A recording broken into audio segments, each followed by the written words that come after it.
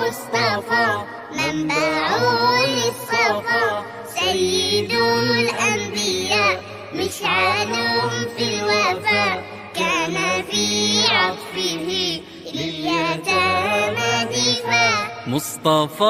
مصطفى منبع للصفا، سيد الأنبياء مشعل في الوفا، كان في عطفه لليتامى دفاع.